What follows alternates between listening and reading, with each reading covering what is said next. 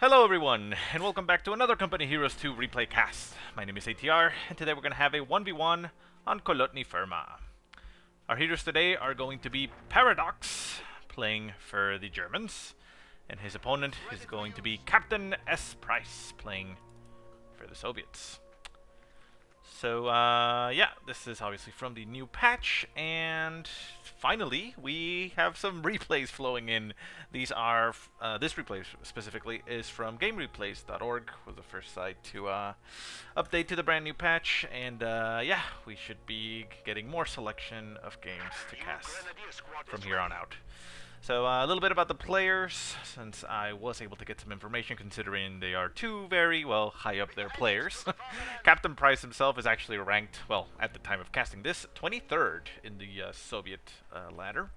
And ParaDox, no scrub at all, is ranked 41 for the German ladder. So two very high level players, prominent, and, well, hopefully we will have ourselves an amazing match.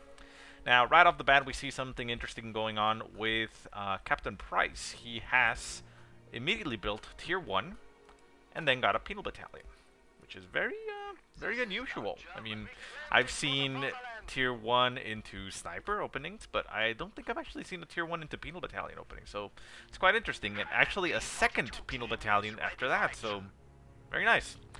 Likewise, we also see him selecting a Doctrine right off the bat, and that is the Chalk Rifle Frontline tactics. So, obviously, CaptainSPrice or CaptainSPrice has something in mind, so we shall see what that turns out to be. As for ParaDox, he got himself his Tier 1 like you would expect. Got 2 Grenadiers and an MG42 as the third unit from Tier 1. Center of the map, Combat Engineers getting engaged by those Grenadiers.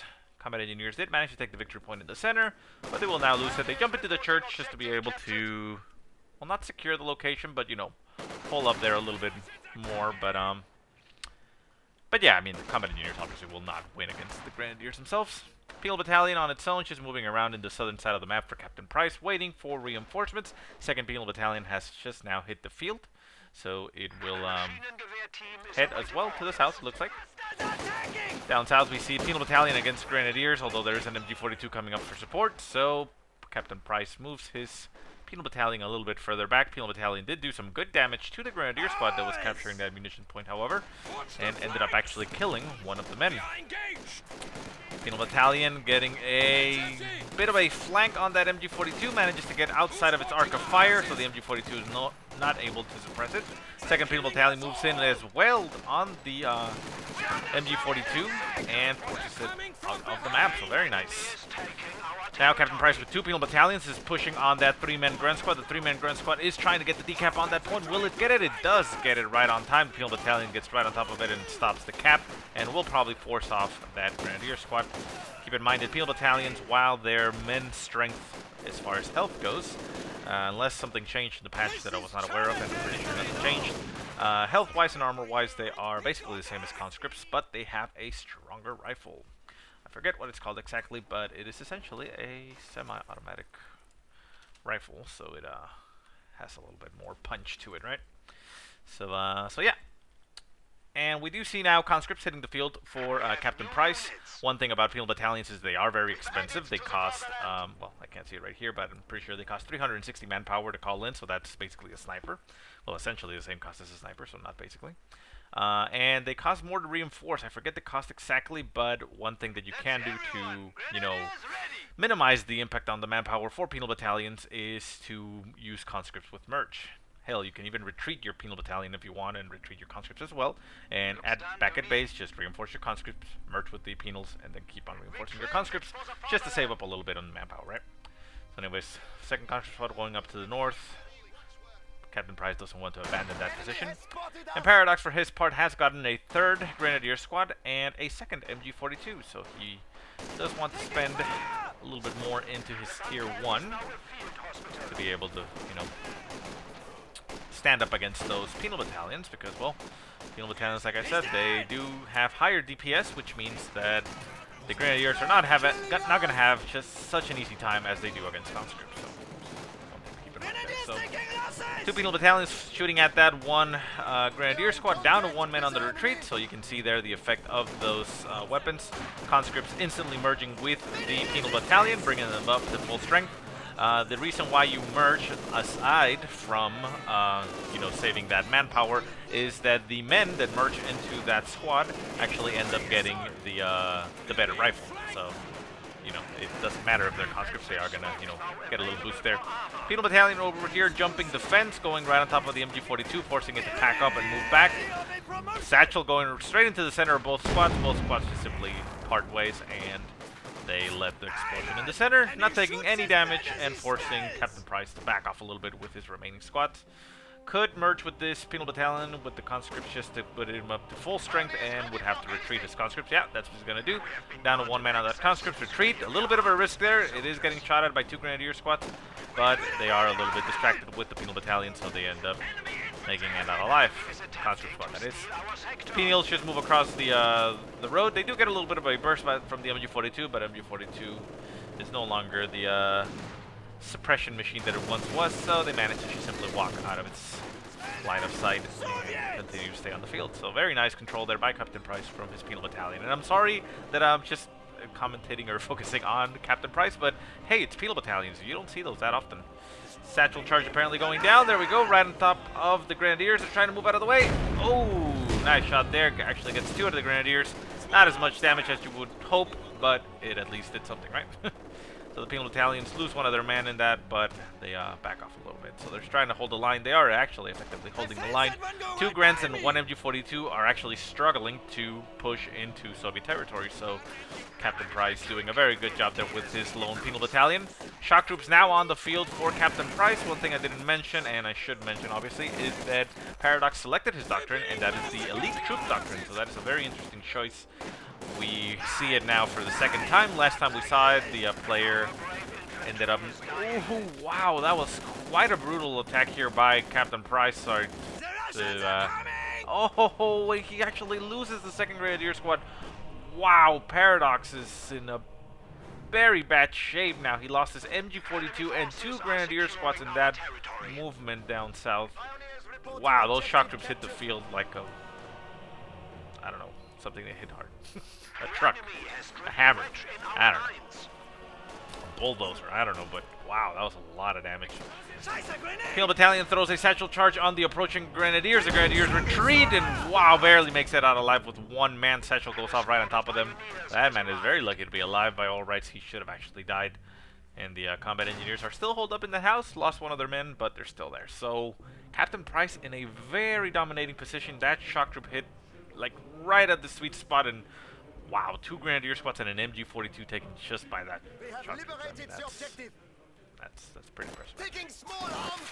So what is ParaDox going to do about this? Well, he teched straight up to tier 3, skipping tier 2 altogether. Like I said, he selected the Elite Troops Doctrine. I have not actually been checking if he has used any of the abilities. Elite Troops Doctrine, I guess I didn't mention it much on the last one. I was just talking about the Tiger Ace that never actually hit the field. We shall see if this game shows us a Tiger Ace. But Elite Troops Doctrine gives you the troop training, which allows you to vet up your units for 55 manpower and 20 fuel. You select the squad, obviously, it's not all your units. And it gives you Panzer Tacticians, stun grenades, which again I have not seen. We shall see if those come into play. And Jaeger, light infantry rifles, the G43. So it's kind of cool. I mean, essentially it's a very early game, I guess you could say, early to mid-game doctrine. Doesn't give you any call-ins or anything, but you know, it buffs up what you have. You can buff up your infantry with manpower, I mean with veterancy, sorry, using your fuel. You can also give, you know, Grenadiers and even Panzer Grenadiers G43s, and your vehicles that come out have, you know, have smoke, so it allows you to essentially make your units better throughout the game until you can hit that Tiger Race. We'll talk about the Tiger Race if it comes to that. But anyway, so down south, Pio's just trying to prod into territory and capture what they can. Penal Battalion just moves in and says, no, this is my territory, get out of here. And yeah, up north, conscripts getting pushed away by LMG equipped Grants, and Pio's just taking residence in that house to get a little bit more defense. Because, well, ParaDox doesn't have really much of a fighting force. He does bring in a Flak Panzer, which is an excellent choice in my opinion. Penal Battalions can't really do much against it unless it decides to sit, you know, on a satchel charge. And there are only 2 conscript squads in the field. Shock troops can't do anything against the Flak Panzer aside from die, and here they are dying. Flak Panzer pursuing them. Mines laid down around here would have been great, but unfortunately Captain Price is not invested in that. At least not presently. And that shock troop is currently paying the price. Down to 3 men on the retreat. I do think they will make it out alive. They will take a lot of damage, but once they clear that hedge, that Flak Panzer is not able to keep up. Still shooting them at range. Might lose 1 more guy on the retreat, but yeah, like I said, they're going to be fine. Penal Battalion also retreating from the center. It looks like he didn't want to take the risk, Captain Price, of losing his Flak Panzer. Tier 2 on the field. Interesting. So no taking up to Tier 3 or anything. Tier 2 and immediately getting an AT gun. So nice move there by Captain Price. A lot of people would be reluctant to get Tier 2 and would go, you know, either Tier 3 or Tier 4 instead. So yeah, I mean, going the safe route to get an AT gun, and here we go. The conscripts move up. They throw an 18-8 on the Flak Panzer and get the crit on the engine. AT gun now on the field will move up and start shooting. The engine just takes light engine damage, just, you know, standard engine damage, making it a little bit slow, but, you know, not crippled. AT gun is trying to move forward, get a shot off on the Flak Panzer. It does get a shot off. Nice penetration, bring it down to about 60% health. 1 more shot will go off. There he goes. Nice hit on the rear, down to about 40% health. Can he make it out alive? The conscripts are trying to move forward. AT gun misses. The engineer squad in the house does have obviously vision of it, but the AT gun is no longer in range. Flak Panzer is slow, but the AT gun is essentially about the same speed. It does stop, however, to shoot at the combat engineers in the center. Down to a sliver of health. That's about 10% health. Can Captain Price finish it off? The AT gun takes a shot at the Pios, it looks like. Maybe even nailed them. No, but they run away. Conscript Ura forward, trying to get in range for another 18-8. Can they get it off? They get shot and stunned, and they are trying to push forward. Now they're getting slaughtered, risking getting themselves killed, and they decide to retreat. So that Flak Panzer is going to escape just barely and make it out alive. Does turn around on the other side of the house to block line of sight. MG42 should also be able to defend it. But keep in mind that you can always, well, there's artillery barrage, of course. And there is also attack ground. I mean, nice attempt there by ParaDox, trying to nail it with the artillery barrage. But yeah, one thing to keep in mind is you can always shoot attack ground, you know, I guess next level place, and, you know, potentially hit it. We'll see. So Flak Panzer opening up on the combat engineers. Combat engineers move up to the house and are trying to flush out that MG42 with their flamethrowers. Recent change in the patch is that houses are, I think, a little bit more stable as far as, you know, collapsing. But they did buff the damage for both mortars and flamethrowers to make them more effective at clearing out units inside houses. I mentioned it before, it's not exactly what people wanted per se, but it is a, you know, at least something, right? So AT gun moves up, takes another shot at the Flak Panzer, and AT gun actually gets Veteran C2. Veteran C2 says increased weapon proficiency, improves rate of fire, and weapon control. So, well, that means improves the rate of fire, the cooldown or the reload, and weapon control, probably the turning speed. I did get... Oh, very nice. Oh my god, that was nice. Unfortunately, it didn't actually kill anything. It did a lot of damage to that Flak Panzer and both Pioneers, but the Flak Panzer is still alive and moves away. Smoke is popped by ParaDox on his Flak Panzer. He wants to keep it safe, keep it alive. It is the only thing that is keeping him in the game at this present time.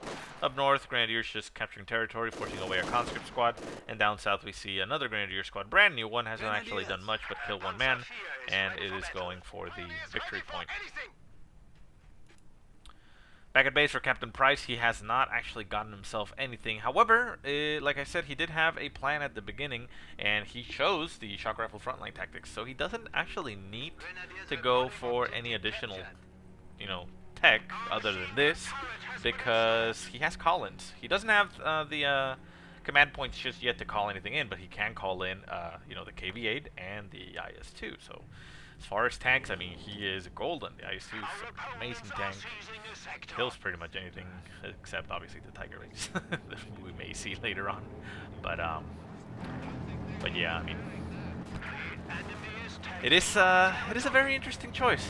I approve. And I mean, he is utilizing pretty much everything, or potentially utilizing everything that he can from his Doctrine, because going tier 2 and getting that AT gun allows him, you know, to use that camo ability, right?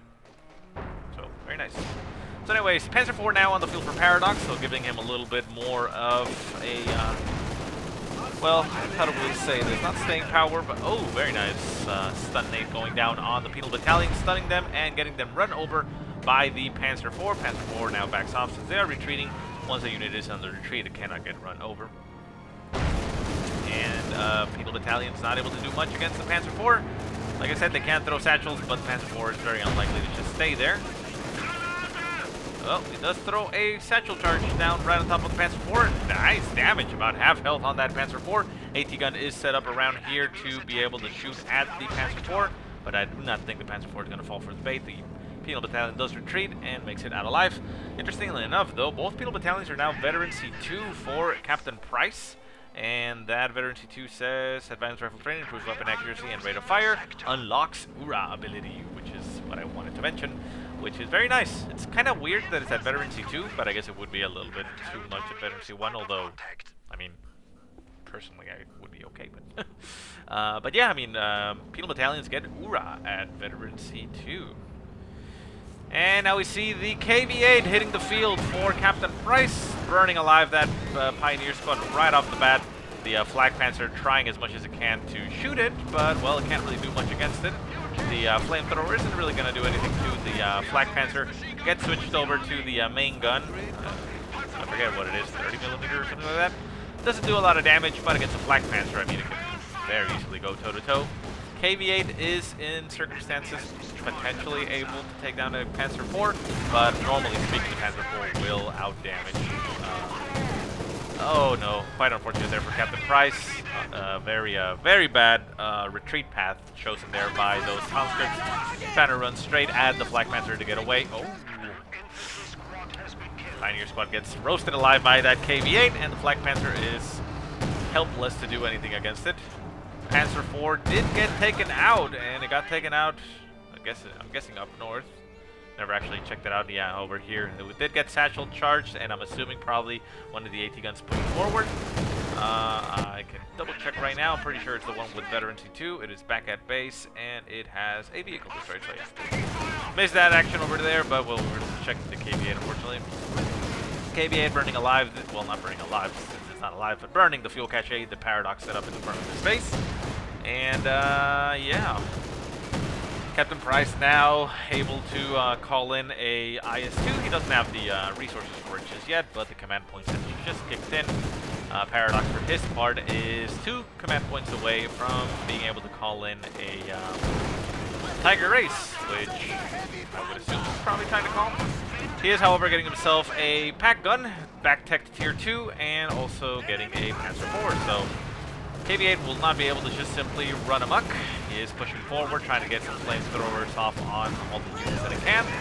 The Grenadier is getting roasted alive by that KV-8, down to 1 man, forced to retreat. Second Grenadier squad still alive and kicking. The Flak Panzer has actually gotten itself Veteran C2 with all the damage that it has been inflicting on that KV-8. KV-8 now at about 75% health. Grenadiers forced to retreat once again, and the Flak Panzer continues to just open up as much as it can.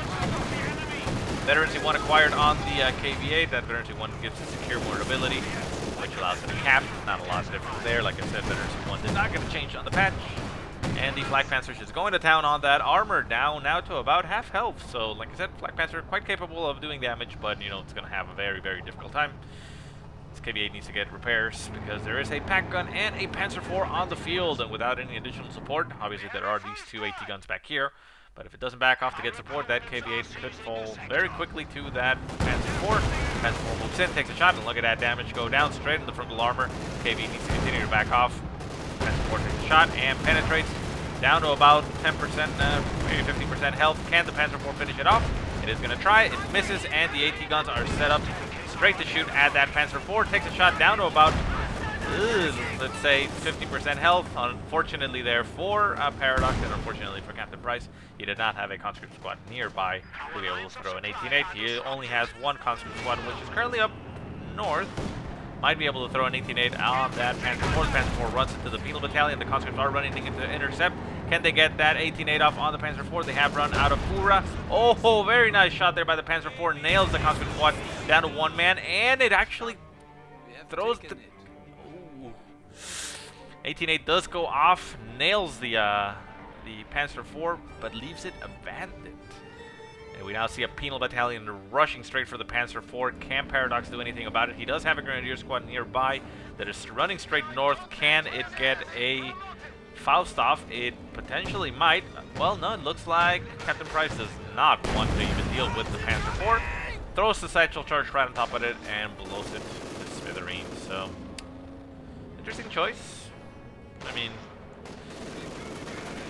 nothing bad about it. Like I said, if you're not going to be taking enemy equipment for yourself, might as well destroy it and deny it to your enemy.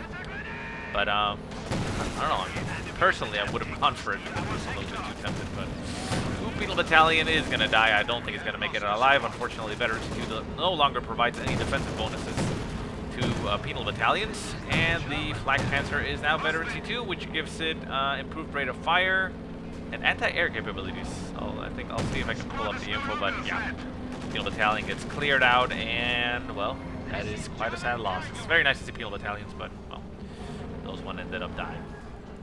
Let's see if we can take a... Ooh, AT gun moved up and takes a nice shot at the Flak Panzer. AT gun now Veteran C3, even though it has only killed one thing, the damage that it has inflicted gave it Veteran C3. At Veteran C2 we said that improves the rate of fire and the weapon control, so it's turning speed.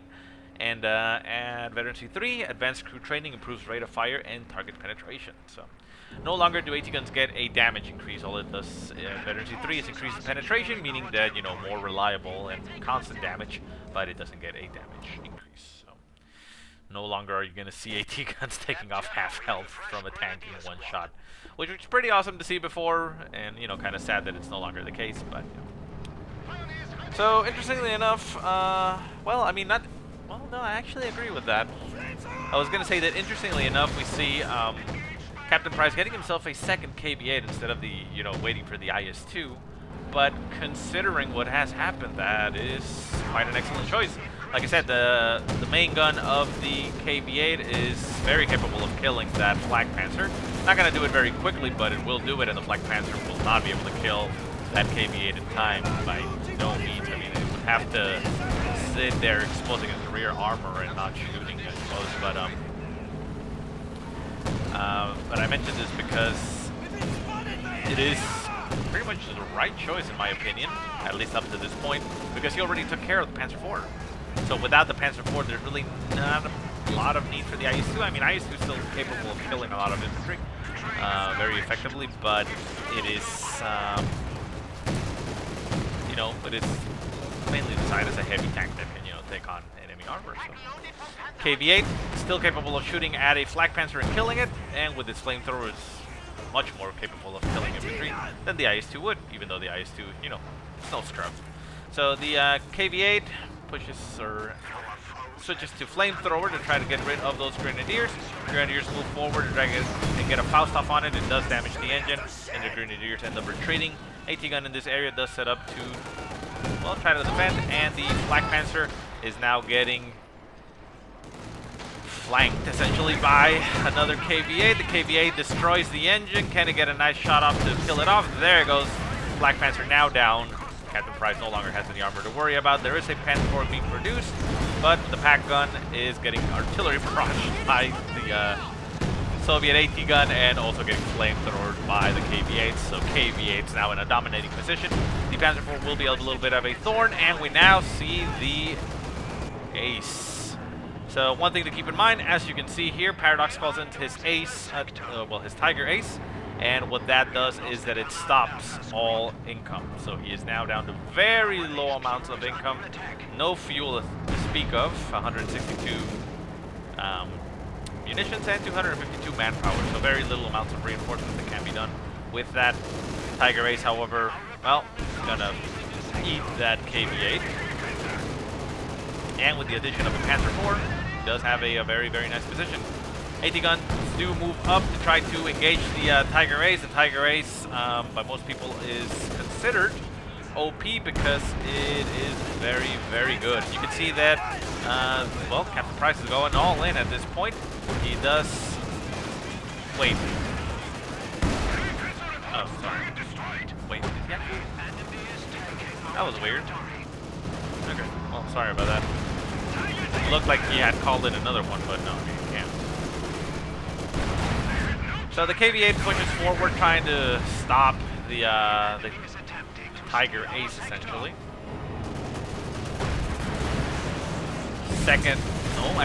Third KV-8 on the field for CaptainSPrice. Unfortunately, well, I think an IS-2 would have maybe been better. He does send the KV-8 straight into the base, trying to clear off the German infantry, because like I said, all income is stopped, which means that ParaDox will not be able to reinforce his infantry. Does do a little bit of damage, but does not manage to kill off those infantry. And the Tiger Ace is now on the field. So Tiger Ace really in range, doing damage. It instantly comes in at Veteran C3, it looks like, or yeah, I think it's just really much of the Veteran C3. And yeah, I mean, it's a powerhouse. It can kill pretty much anything. Incredible against infantry, incredible against tanks. Needs a lot of setup to be able to take down, and the Panzer IV is just following it around as like a little brother, and you know, saying like, "Ooh, what are you doing? Like, can I help? Can I try? Can I shoot them?" AT gun moves away, trying to mask itself to, you know, stay alive. It is a Veteran C3 AT gun, but all it does is going to increase the penetration, and the Tiger Ace is now making its way to the Soviet base. Look at that damage go down. You can see that the Tiger Ace is now up to 20 kills. That is 18 infantry kills and 2 vehicles destroyed, and the damage has not really been much to it. It's taken, what, about 10% damage at most.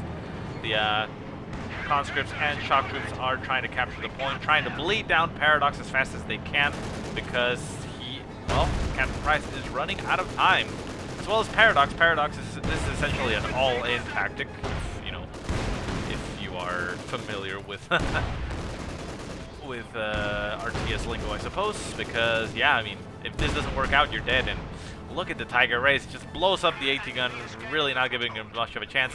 KV-8 call in for CaptainSPrice. I think he's going to try to circle it around the edge of the map and go kill off all the infantry that it can. Like I said, that is essentially all that he can do, because, well, you can see that ParaDox is now down to 72 manpower, meaning he can only reinforce a couple more times on his squads, but he cannot call in or build anything else. Panzer IV does end up dying for ParaDox. He now has a Tiger Ace in the enemy base, which is now destroying all the tech. And, well, unfortunately, if CaptainSPrice loses all his tech, ParaDox is going to win. So the KV-8 up north, pushing away that Grenadier squad, now down to 1 man, Veteran C3. Like I said, it might be able to get reinforced a little bit, but that's about it. We see more infantry for CaptainSPrice all over the field, just trying to cap as much as it can. CaptainSPrice did take quite a beating and is now down to, well, very low amounts of units. The Veteran C3 AT gun moves up after taking care of the Panzer IV and starts shooting at the rear armor of the Tiger, but like I said, the Tiger Ace is just too ridiculously good and takes out the entire gun, clearing it out. Tiger Ace now at about 50% health at the very least. And the base sector buildings are now taking a beating. Tier 2 still there, so CaptainSPrice could call in an AT gun if he wanted to. He's not doing that currently, but yeah, I mean, I don't think he can really do much. So Tiger Ace now working on the final base sector, trying to finish it off. The KV-8 did go into the enemy base for ParaDox and cleared out that Veteran C3 Grenadier squad. There's still 1 Grenadier squad left on the field and a Pio. The Grenadier squad is over here just moving around, trying to stay alive. And the base sector is now at about half health. Unfortunately, though, for CaptainSPrice, he does not have the victory points in his possession.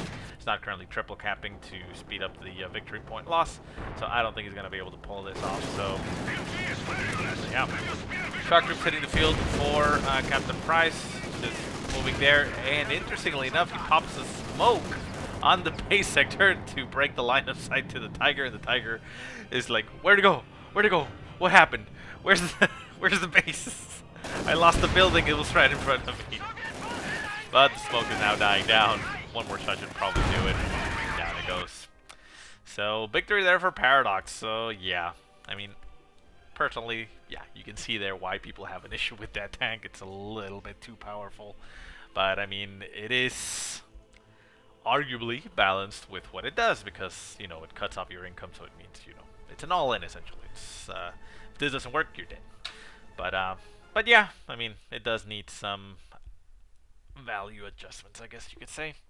But okay, well, anyways, it was an interesting game. We got to see the Tiger Ace, so that was awesome for ParaDox. Also, I gotta give props to CaptainSPrice. That was quite excellent play. ParaDox was pretty much on the back foot the entire game, and if it wasn't for that Tiger Ace, he would have lost this game pretty much. So yeah, awesome game to see. So anyways, guys, I hope you enjoyed the game as well. If you have any positive or negative remarks, go ahead and leave them in the comment section below. If you have any replays you want to send me, go ahead and send them to the email that I will put in the description. But otherwise, I hope you guys have a great day. Thanks so much for watching, and I will see you next time.